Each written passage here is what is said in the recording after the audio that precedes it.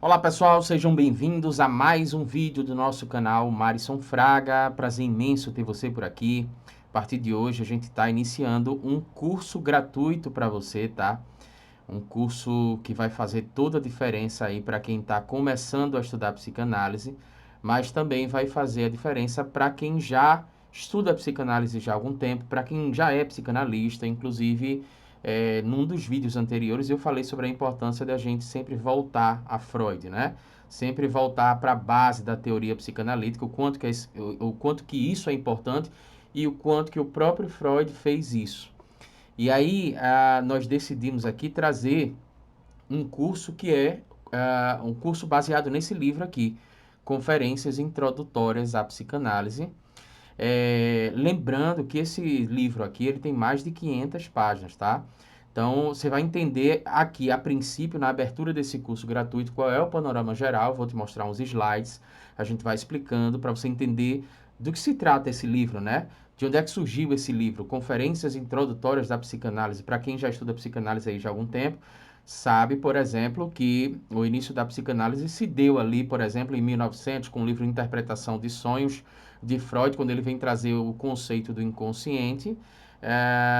Inclusive, há uma discussão nesse sentido, né? Porque muita gente vai considerar estudos sobre histeria em 1895, enfim. Mas o próprio Freud considera ali o início da psicanálise com a interpretação dos sonhos.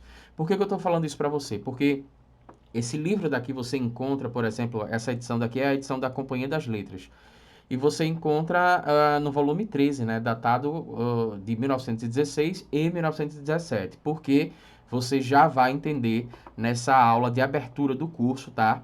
E eu vou criar uma playlist aqui abaixo para você que quiser acompanhar como é que vai funcionar tudo isso. A gente vai trazer aqui para você umas aulas, todas as aulas. Esse livro ele vai ser explorado de forma máxima, tá? Para que você possa entender os conceitos principais da psicanálise. Só que a gente também vai trazer vídeos aqui, digamos assim, mais aleatórios, né? Porque nem todo mundo está interessado em fazer esse curso agora. Lembre-se que a playlist vai estar aqui abaixo disponível para você. E eu, se fosse você, assistiria a todas as aulas que vão ser preparadas com muito carinho.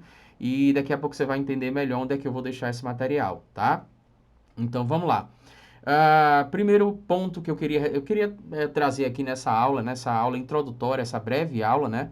A abertura do nosso curso, eu queria falar um pouco sobre esse livro aqui, para que você entenda a importância, mesmo que você seja um psicanalista, para que você entenda a importância de assistir às nossas aulas.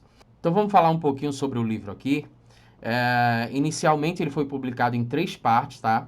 Daqui a pouco a gente vai falar que partes são essas. Ele foi publicado em 3 partes e depois ele foi publicado num volume único em 1917, tá? É um dos livros aí que venderam bastante de Freud. Inclusive tem muita gente que diz o seguinte, ó, se você quiser começar a estudar psicanálise, comece por esse livro, tá?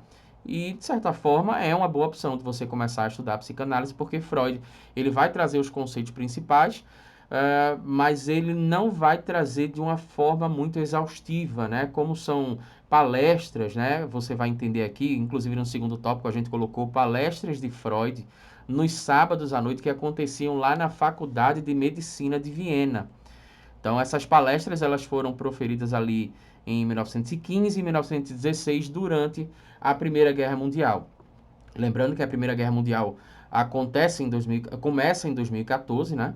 E por que é importante você saber disso, por exemplo, a questão da Primeira Guerra Mundial? Porque na Primeira Guerra Mundial é um período importante para a psicanálise, porque o Freud repensa algumas de suas teorias, né? Inclusive, ele sente aí a necessidade de reestruturar, digamos assim, esse modelo do funcionamento do aparelho psíquico, ok? Então, a gente sabe que isso aqui é um ponto-chave para a psicanálise, por quê?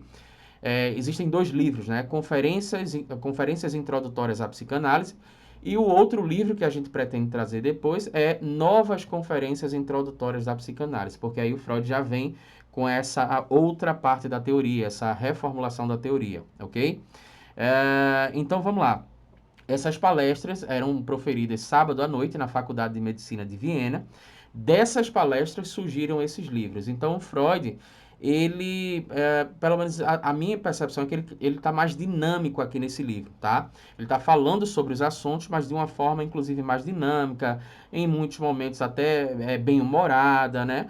Então, é uma leitura, né, se a gente pode falar dessa forma, é uma leitura mais leve, assim, do próprio Freud. Com o passar dos tempos, o público dessas palestras aqui ele foi aumentando, inclusive lembrando que a Ana Freud estava presente também. Tinham psicanalistas, por exemplo, que estavam presentes, que surgiram dessas palestras, que decidiram, inclusive, traduzir o próprio Freud para outras línguas, como, por exemplo, para o italiano e tal. Então, foram palestras importantes, assim. A publicação desse livro aqui alcançou um sucesso equiparável à Psicopatologia da Vida Cotidiana, que foi lançada em 1901. E lembrando o seguinte, ele vai começar, inclusive, até falando sobre a questão dos atos falhos, né?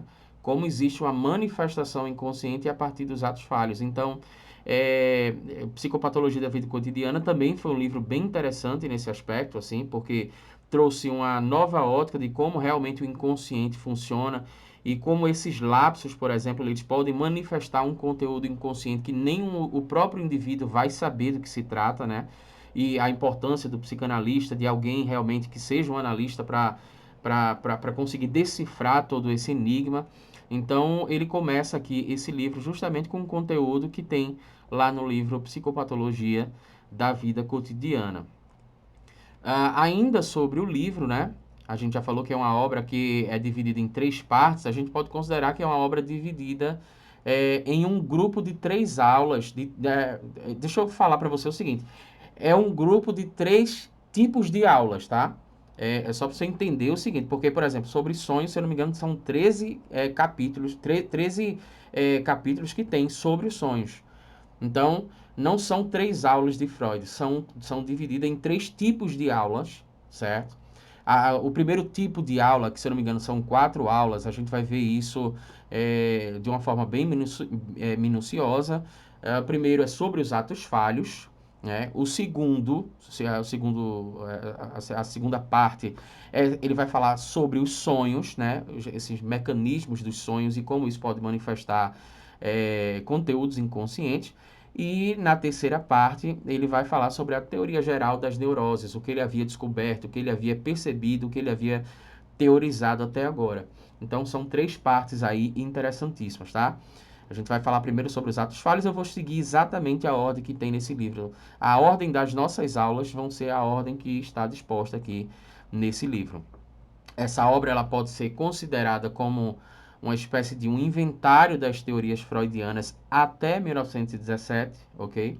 Porque a partir daí ele passa, inclusive, até para a segunda tópica, né, do funcionamento do aparelho psíquico, quando ele vai teorizar sobre a questão do id, ego e superego e tal, a questão da pulsão de morte, por exemplo, que inclusive a Primeira Guerra Mundial foi indispensável para ele repensar, né, para ele refletir sobre isso, a questão da, a, princípio do prazer, princípio da realidade e tal. Então ele percebeu que existia algo mais ali, né? Por isso é importante você saber que nesse período aqui é o período chave, é um período que é um divisor de águas para a teoria psicanalítica, ok?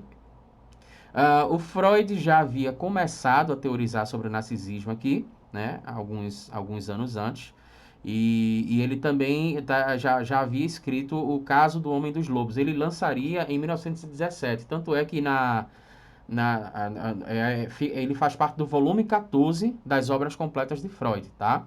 Então, depois dessa obra daqui, vem justamente o caso do Homem dos Lobos. Mas ele já havia escrito sobre esse caso daí.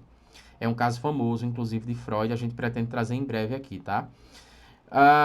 Também ainda sobre o livro, a gente pode entender que no prefácio, se você tiver o livro aí, é interessante você assistir às nossas aulas.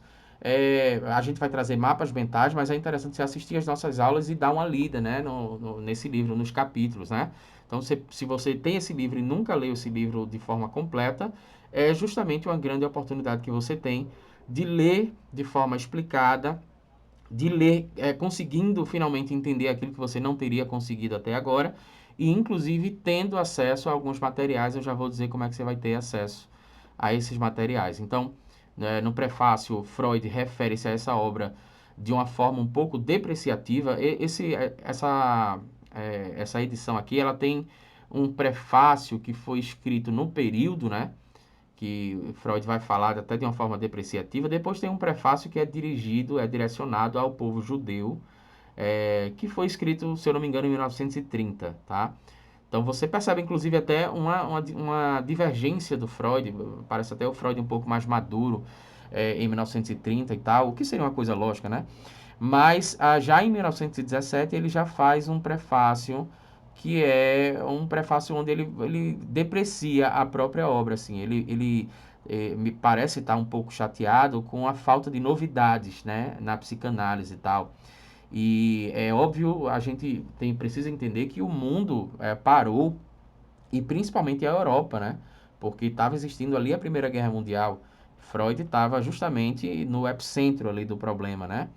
Então, ele estava na Europa nesse período, e tanto é que ele escreve o prefácio de Viena, e as palestras foram ministradas em Viena, né?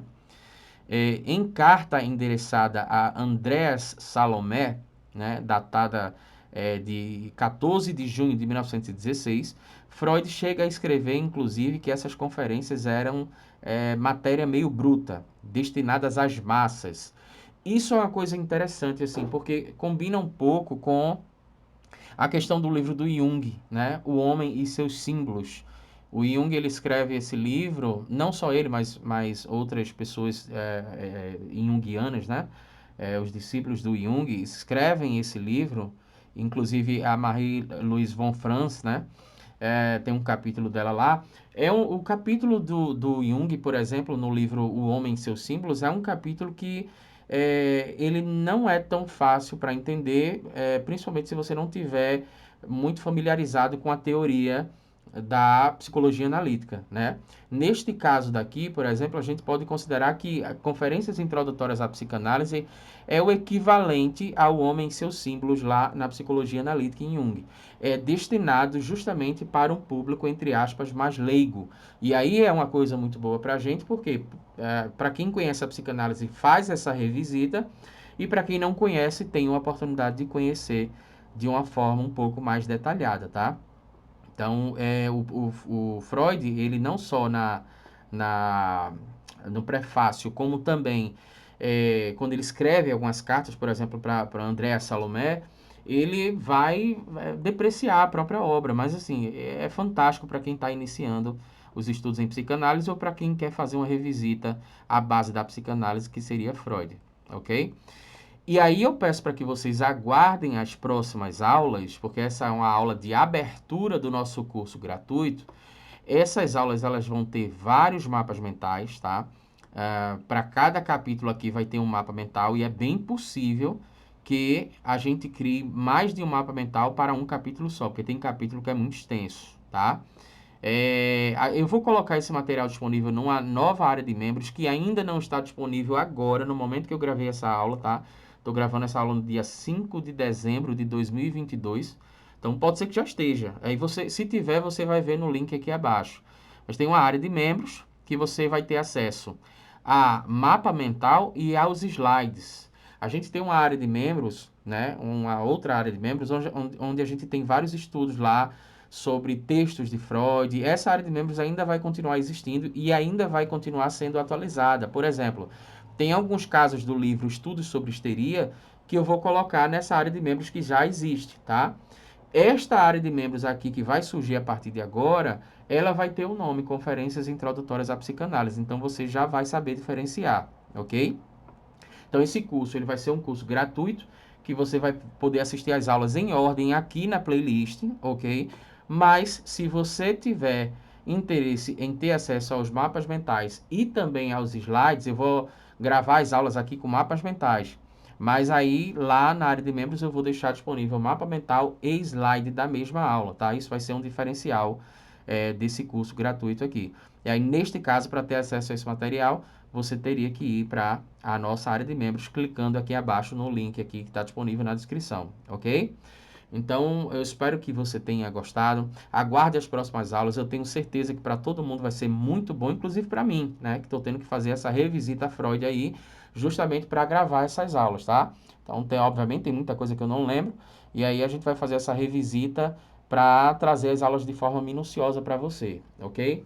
Então, espero que você tenha gostado e aguarde as nossas aulas. Se inscreve no nosso canal, ativa o sininho para receber as nossas próximas notificações e eu te vejo no próximo vídeo.